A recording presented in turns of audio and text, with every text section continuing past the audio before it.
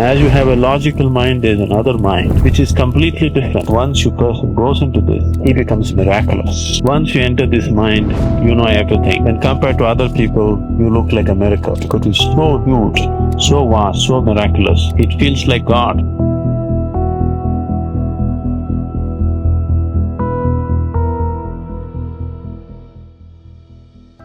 The body, or this, what you call as yourself, evolves itself in many different stages.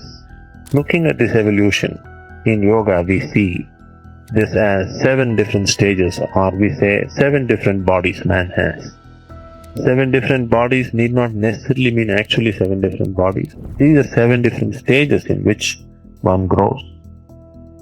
From 0 to 7, up to 7 years of age, only the physical body grows.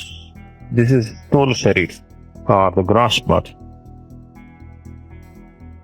7 to 14, another body which is called as Bhav Sharir, the emotional development of a person happens.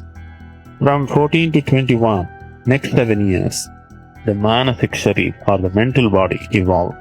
That is when the intellect develops. When intellect develops, his interest to learn, all these things will come. But generally today, modern society is limited only to these 3 states of the body: the physical body, the emotional body, and the mental body. After that, we are not seeking any development. The next 7 years are for DIVYA, MANAS. As you have a logical mind, there is another mind which is completely different. In yoga, we avoid this 4th level of development because once a person goes into this, he becomes miraculous. Many miracles start happening around him. What is there can be here, what is here can be there, you know what is happening there, these kind of things. In yoga, we seal this route. We don't allow people to go into Divya Manas because it is still mind. It may be, Divya means it's a grand mind, mind on a much grander scale than that we know as mind is.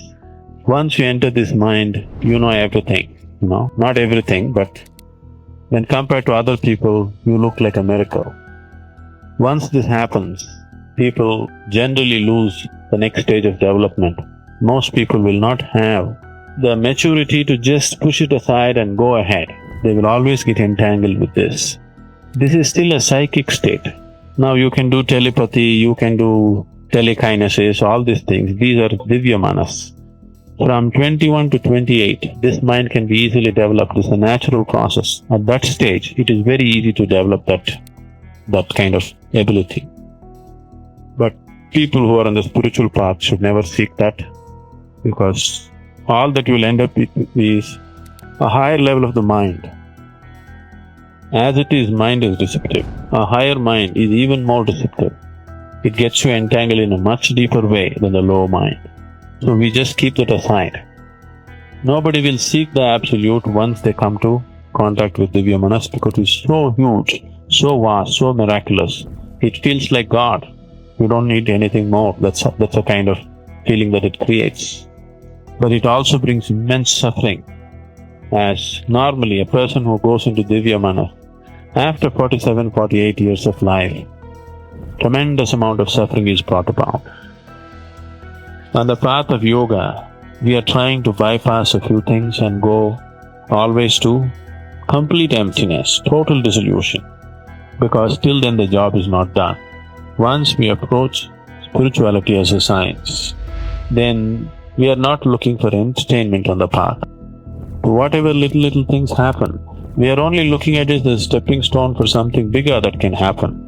We are never looking at it as a big entertainment and getting enamored with that. It is very important. Little people feel like this in meditation, they are thrilled.